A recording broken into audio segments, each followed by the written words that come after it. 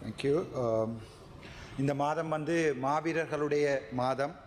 ஆகவே முதலிலே என்னுடைய தேசத்தின் தெய்வங்களை வணங்கி கொண்டு விடுதலை கனல் சுமந்து வீணர்கள் படையெறித்து தமிழீழ மூட்புக்காய் களமாடி வீழ்ந்தவரே, மண் காத்த மறவர் உம்மை மனதோடு சுமக்கின்றோம். நீர் விதையான மண் பார்த்து கண் சொரிந்து தவிக்கின்றோம்.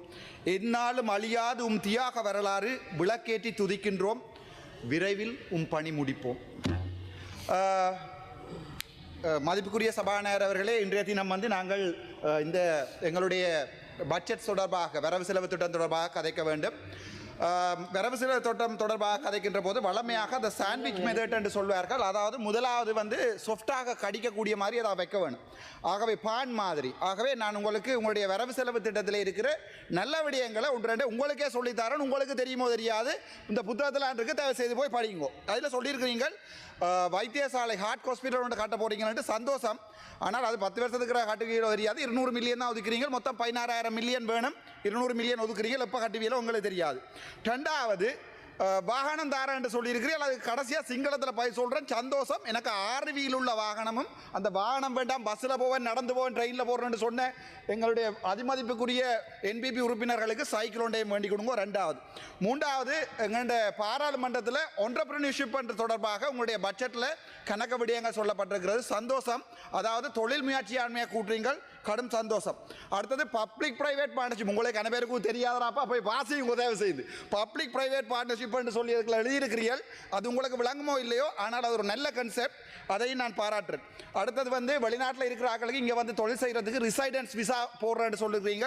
அந்த விடயத்தை நான் பாராட்டுறேன். எங்களுடைய வெளிநாட்டில் இருக்கிற உறவுகள் தமிழீழ மண்ணை அவர்களாகவே கட்டி எழுப்புவார்கள். நீங்கள் ஒரு ஆணியும் பிடுங்க வேண்டாம், அந்த அணியை நாங்கள் பிடுங்குவோம், விசா மட்டும் தாங்குவோம். 5வது. அடுத்தது இந்த டேட்டா ஹப் போட்டு ஏஐ போட போறேன்னு சொல்றீங்க. சந்தோஷம். அதெல்லாம் நல்ல விடயம். அதையெல்லாம் நான் பாராட்டி கொண்டு எங்களுடைய என்பிபி அரசாங்கம் உங்களாலும் என்ன சொன்னது, ஊழலை பிடிக்க போறோம். இந்த அடிக்கிற இன்றைக்கு மாவீரர் மாதத்தில் எங்களுடைய தமிழீழ தேச மண்ணில் எந்த பெரிய ஊழல் நடக்குதுன்னு சொல்லி உங்களுக்கு அடிக்கிறேன். டாக்குமெண்டோட ஆடிட் ரிப்போர்ட் அடிக்கிறேன். டாக்டர் கேதீஸ்வரன் ஆர்டிஎச்எஸ் ஜெஃப்னா அவர் இருந்த காலம் அவர் மட்டுமில்லை, ஆறாண்டாள் இவர் இருந்திருக்கிறார். 14/7/2016 இருந்து 14/9/2022 வரைக்கும் ஆர்டிஎச்எஸ் இருந்திருக்காரு. உங்களோட ஊழல் அரசாங்கத்துக்கு தான். ரெண்டாவது, அதுக்கு பிறகு மிஸ்டர் லியனகே, டாக்டர் லியனகே இருந்திருக்கிறார். 5/9/2020 5/5/2023 வரைக்கும் லியனகே இருந்திருக்கிறார்.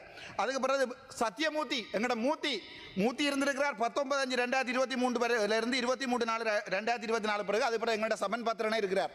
இந்த கிடக்கு ரிப்போர்ட், ஆடிட் ரிப்போர்ட், வடக்கு மாநிலத்தின் சுகாதாரத்துறை ஆடிட் ரிப்போர்ட் இந்த இருக்கிறது. நீங்களாம் என்ன சொன்னீங்க, இவ்வளவு ஊழல் பிடிக்க போறீங்களோ? உங்களுடைய சுகாதார அமைச்சர் இந்த 4 பேர்கிட்டையும் கைவிட்டு வேண்டி இருக்கிறாங்க. நான் ஆதாரபூர்வமாக உங்களுக்கு சாரன். அதுக்கு முன்னம் இந்த 4 பேர் என்ன செஞ்சவை என்று கண்டுபிடிப்போம். ஆதார வைத்தியசாலை, பருத்தித்துறை ஒரு ஆதார வைத்தியசாலை. இவ்வளவு கேட்டால் ஆதாரத்தை கொண்டு வா, ஆதாரத்தை கொண்டு வா, ஆதாரத்தை கொண்டு வா. இந்த கொண்டு வந்திருக்கான ஆதாரம். ஆடிட் ரிப்போர்ட் 2021 ஆண்டு வடக்கு மாகாண சபையில் அடிக்கப்பட்ட ஆடிட் ரிப்போர்ட். இந்த ஆடிட் ரிப்போர்ட் என்ன சொல்லுது என்றால், தெளிவாக சொல்றேன் உங்களுக்கு கேளுங்க. இந்த ஆடிட் ரிப்போர்ட்ல 22 வேலை திட்டங்கள்ல 10 வேலை திட்டங்களுக்கு மட்டும்தான் அனுமதி எடுக்கப்பட்டிருக்கிறது. மிச்சம் 10 வேலை திட்டங்களுக்கு வடக்கு மாகாண சபை அனுமதி இல்லாமல் கேதீஸ்வரன் அவர்கள் வேலை திட்டங்களை செய்திருக்கிறார் வைத்தியசாலையில். ரெண்டாவது, இதுல சொல்லப்பட்டிருக்கிறது ஒர்க் கம்ப்ளீஷன் ரிப்போர்ட்ன்றது டெக்னிக்கல் ஆஃபீஸரால 10 வேலைகளுக்கு கொடுக்கப்படையில அந்த கணக்குகள் கணக்காட்டுப்படையில் இந்த ஆதார வடக்கு மாகாணத்தினுடைய ஆடிட் ரிப்போர்ட். மூன்றாவது, இதுல சொல்லுகிறது சாதாரணமாக சட்டப்படி அரசாங்க மேற்பார்வையாளர்கள், அரசாங்க இன்ஜினியர் ஒருவர் தான் சாதாரணமாக இருக்க வேண்டும். ஆனால் கேட்காண்டப்பா உங்களுடைய ஒரு அல்லனமே சொல் அப்படி ஒருனே அப்படி வஞ்சாகாரனே அப்படி கொடுக்காரனே அப்படிதான் அப்படி சொட்டதை நின்று போட்டார். அதுக்கு பிறகு அதில் 25,000 ரூபாய் மாதம் பே பண்ணி 1,20,000 எக்ஸ்டர்னல் டிஓக்கு கேதீஸ்வரன் பே பண்ணி இருக்கிறார். சட்டத்துக்கு முரணானது. இந்த ஆடிட் ரிப்போர்ட் தான் வாசிக்கிறேன். அதுக்கு பிறகு கமலம் பில்டர்ஸ் என்று சொல்லுகின்ற தற்போது டாக்டர் தர்ஷன் என்று சொல்லப்படுகின்ற அட்மினிஸ்ட்ரேஷன் இருக்கிற டாக்டர் ஒருவர், அவருடைய அண்ணாக்கு தான், அவற்றை அண்ணாண்ட கம்பெனி தான் கமலம் பில்டர்ஸ். அதில் 40 மில்லியன் பெறுமதியான ஒப்பந்தத்தை கொடுத்திருக்கணும். அவர்களுடைய அந்த இது கூட இல்லாமல், அதாவது வடக்கு மாகாண இந்த அனுமதி இல்லாமல் கொடுத்திருக்கிறார்கள். அதில் இவர்கள் என்ன இருக்காருண்டா, பிரைவேட்ல போய் கொமர்ஷியல் பேங்க்ல அக்கௌண்ட் ஓபன் பண்ணிக்காங்க. இந்த கள்ள கேதீஸ்வரன் சத்தியமூர்த்தி அடே சுட்டாலும் பரவாயில்ல, செத்தாலும் பரவாயில்ல, இந்த மாவீரர் மாத்திரம் சொல்றேன், நான் கடைசி வரைக்கும் இந்த ஊழல்காரர் இல்லாம நான் போக மாட்டேன். 40 மில்லியன் மொத்த தொகையை நான் உங்களுக்கு சொல்றேன். இதுல நீங்க 380,75,405 ரூபா கொண்டே பிரைவேட் பேங்க் ஒன்றில் கொமர்ஷியல் பேங்க்கில் போட்டிருக்காரு இந்த கேசவரன். அதுக்கு பிறகு அதில் 3,53,19,299 ரூபாய்க்கு தான் கணக்கு இருக்கு. மிச்சது கணக்கு இல்லை. வளமையாக இப்படி ஒரு கட்டிட ஒப்பந்தம் உண்ட ஒரு ஆடியேஜை செய்யலுமா? செய்யலாது. அதுக்கப்புறம் அதில் திருப்பி சொல்லுது, இந்த 35 மில்லியன் அல்லது 0.35 பில்லியன் பெறுமதியான இந்த ஒப்பந்தங்களுக்கு ஆடிட் ரிப்போர்ட்டே சொல்லுது, எந்த ஒரு ஆதாரங்களோ பில்லோ பிட்கோல் பண்ணினதோ ஒன்றுமே இல்லை. இவர்கள் அதுக்கப்புறம் என்ன எப்படி செஞ்சிருக்காங்கன்ற இந்த கள்ள வேலையை இவங்க ஒரு கம்பெனி ஒன்றை கிரியேட் பண்ணியிருக்கிறாங்க. அந்த கம்பெனிக்கு பேர் வந்து executive management committee base hospital point பெட்ரோ என்று தாங்களே ஒரு எக்ஸிக்யூட்டிவ் மேனேஜ்மெண்ட் கமிட்டியை ஃபார்ம் பண்ணி அதனுடைய தவிசாளராக இருந்திருக்கிறாரா டாக்டர் கேதீஸ்வரன், அதனுடைய பொருளாளர் இருந்திருக்கார் டாக்டர் தர்ஷன். இவர்கள் இந்த காசை கொண்டே பிரைவேட் பேங்க்ல கொடுத்த ஆதாரங்களோட நீங்கள் தானே சொன்னீங்க கல்லறை பிடிப்போம் பிடிங்கோ. என்னடா முழு கல்லர் நீங்கள்ன்றதை நான் ப்ரூவ் பண்றேன். என்ன சுடுவீங்கள், என்ன வெற்றுவீங்கள் சொல்லிங்க, நாளைக்கு நாமல் ராஜபக்ச என்ன சுட்டு பரவாயில்ல. ஆனா நான் ஒன்று சொல்றேன், நீங்கள் முழு கல்லறை பிடிக்கிறேன் சொல்லி உங்களுடைய ஒவ்வொரு அமைச்சர் தான் இவங்கள்ட்ட காசு பண்ணி கொண்டிருக்கிறீர்கள் இந்த ஆதாரங்களோட, சரிதானே? அதுக்கப்புறம் இந்த ரிப்போர்ட்ல சொல்லுது, அந்த ஆடிட் ரிப்போர்ட்ல hospital management action committee of base hospital point பெட்ரோன்னு சொல்லி ஆடிட் ரிப்போர்ட்ல போட்டிருக்கீங்க. அப்படி ஒரு கமிட்டியே இல்லை, அப்படி ஒன்றே பதிவு செய்யப்படல, அப்படி ஒன்றே இருக்கல. இப்போ சொல்லுங்க, நீங்க அதான் நீங்க வந்து ஒரு வருஷம் ஆச்சு வடக்கு மாநிலத்தில் பிடிச்ச ஊழல் உங்களை முன்னுக்கு இருந்து சிரிச்சு கொண்டிருக்கிற கணவேர் தான் இந்த 4 வைத்தியர்கள். யாரென்றால் டாக்டர் கேதீஸ்வரன், இந்த டாக்டர் ලියනගේ සම බින්දකෝ අයියා කටවාගෙන දැන් මේක අනුරාධපුර ගේ ගන්න වෙන ගිහලා ආතල් දෙන්න இந்த කටවාගෙන හරිද? இந்த 4 டாக்டர், ஒன்று டாக்டர் கேதீஸ்வரன், அடுத்தது வந்து டாக்டர் லியனகே, அடுத்தது 3வது வந்து டாக்டர் சமன் பத்ரனே, அதுக்கு பிறகு டாக்டர் எங்கள்கிட்ட மூர்த்தி. இந்த ஆடிட் ரிப்போர்ட் இருக்கு. இப்போ சொல்லுங்க, நீங்கள் என்ன எங்க பிடிக்கிறீங்களாண்டு ஆதாரங்களோட அந்த பேங்க் அக்கௌண்ட் நம்பரை சொல்லலாம். கொமர்ஷியல் பேங்க் அக்கௌண்ட் கிரியேட் பண்ணியிருக்கிறார்கள் 800 764 85 15 353 லட்சம். அது கணக்கு காட்டி இருக்கு. அந்த காசெல்லாம் எங்கே இருந்து வந்தது? அது மட்டும் இல்லை, அங்கே 220 பெட் வந்திருக்கு. யாரோ கொண்டு வந்து டொனேஷன் கொடுத்துருக்காங்க 220 பெட். அந்த இன்வென்ட்ரியில் ஒன்றுமே இல்லை. இப்போ விளங்குதா நீங்கள் இதெல்லாம் பிடிக்கிற அவலம்? ஆகவே நீங்கள் சும்மா அந்த குடு பிடிக்கிறோம் அது இது மம நம்ம அடே சிங்களம் தெரியாண்டா செம்மறி தமிழாத, உனக்கு சிங்களம் தெரியாடா தமிழாகாத, தமிழ் பிறந்த நீ அது மம நம்ம ஸ்ரீதர் ஏண்டா கொள்றீங்க தமிழை? உங்களுக்கு தெரிய சிங்களம் தெரியாதா தமிழை காய்ச்சி பாருங்க, வந்தால் பரவாயில்ல. சரி, நேர விடயத்துக்கு வருவோம். எங்கண்ட வடி ஹோல் திஸ் உங்களுடைய வரவு செலவு திட்டத்தின் நேஷனல் சிட்டிசன் பட்ஜெட் என்று சொல்லி ஒரு சமரி உண்டு, ஒரு ப்ரோச்சர் ஒன்று தந்திருக்கிறீங்க. சரி, அதில் நான் விஷயத்துக்கு வரேன். நேரம் என்னுடைய கலைக்கிறது நேரம் இல்லை, சிங்களத்தில் 2 வசனத்தை சொல்லணும். சரிதானே? மொத்த செலவீனம், இந்த அரசாங்கத்தின் மொத்த செலவீனம் 8,980 பில்லியன். மொத்த செலவீனம் 8,980 பில்லியன். அந்த 8,980ல் 4,495 பில்லியனை நீங்கள் கடனுக்கு கொடுக்குறீங்க உங்களுடைய அரசுல. அதாவது 8,900ல் 4,485 கடன் கொடுக்குறீங்க. அந்த கடனில் லோன் இன்ட்ரெஸ்ட் மட்டும் 2,617 பில்லியன் லோன் இன்ட்ரெஸ்ட் மட்டும். லோன் முதல், அதாவது வந்து வேண்டிய லோனை கொடுக்கத்தானே வேணும், அது 1,878 பில்லியன். இப்போ விளக்குது அவங்களுடைய அரசாங்கத்துடைய, அதாவது நீங்களே ஒரு பிச்சைக்கார அரசாங்கம் விடாப்பா, உங்களுடைய காசு இல்லை வேண்டிய, நீங்கள் களவெடுத்தது அவங்க களவெடுத்தது, நீங்கள் அவங்க களவெடுத்தன்னு சொல்லுங்க, அவங்க நீங்கள் எல்லாருமா சேர்ந்து எடுத்த கடனை தான் கொடுக்குறீங்க. ஆகவே உங்கள்ட அரசாங்கத்தினுடைய செலவு, அதாவது கடன் கொடுக்கறத தவிர நாட்டை அபிவிருத்தி செய்கிறது மொத்தமாக அரசாங்கத்தின் மொத்த செலவினத்தில் பாதி, அதை விட 4,485 பில்லியன். சரி, 4,485 பில்லியன் பெருக்கல் 1000 அவ்வளவு மில்லியன். அதில் வடக்கு மாகாணத்துக்கு இப்போ சாதாரணமாக 9 மாகாணம் இருக்குது, வடக்கு கிழக்கண்டு 2 மாகாணம் இருக்குது.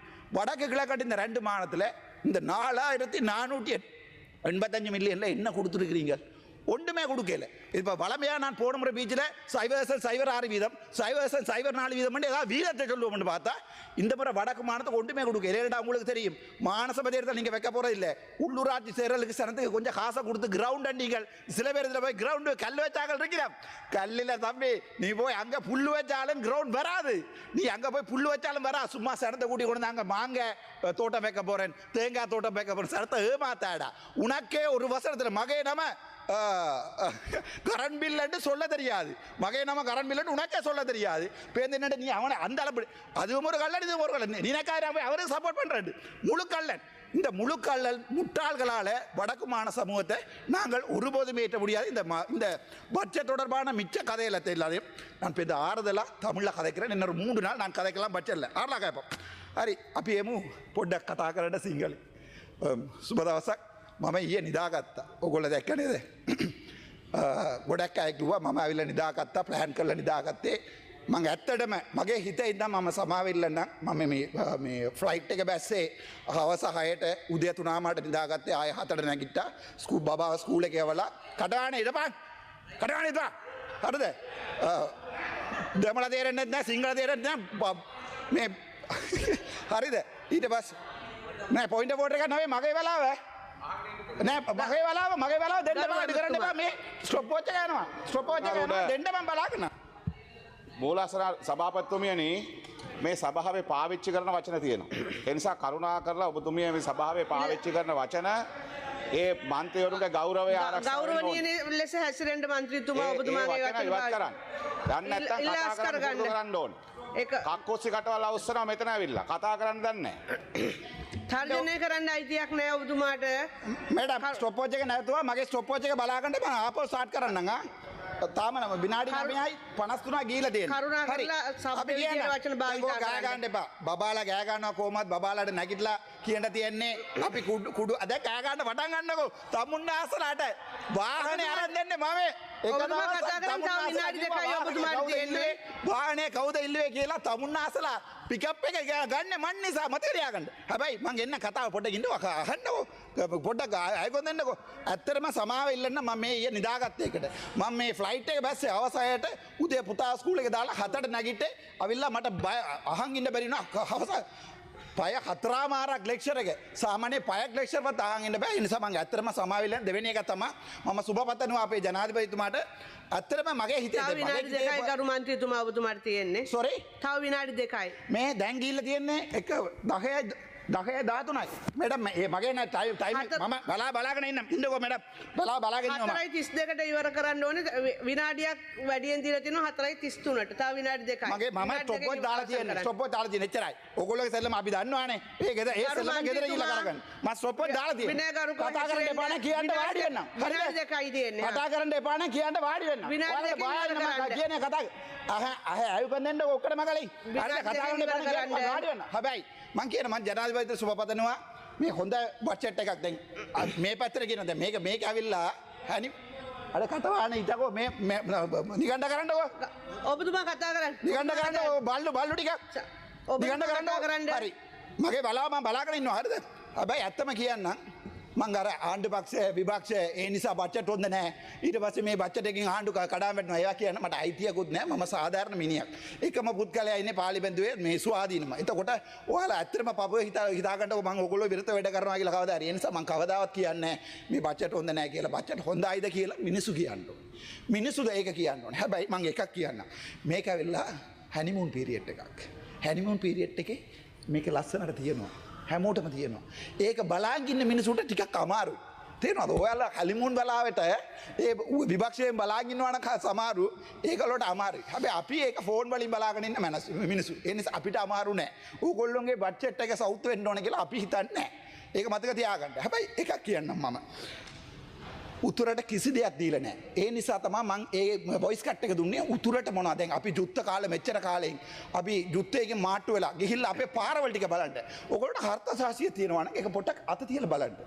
අපේ පාරවල් අවිල්ලා බලන්න. අපේ ළමයි ස්කූල් එක යනකොට ඒ තියෙන බස් එක තියෙන හැටිය බලන්න. ඒක විතරයි අපි ඉල්ලන්නේ. හැබැයි ඔයගොල්ලෝ අපිට කියන්නේ අපි කොට්ටි, අපි රස්තවාදියා. හැබැයි ඔයගොල්ලෝ එක්කෙනෙකුට හොඳ පණ නැහැ ප්‍රභාකරන් රස්තවාදියා කියලන්න. අපි කියන්නේ අපේ දෙයියෝට රස්තවාදී කියලා. හැබැයි අපි ඕගොල්ලන්ගේ රෝගන විජේ වීරට අපි කියනවා එයා රස්තවාදියා නෑ කියලා අපිට කියන්න පුළුවන්.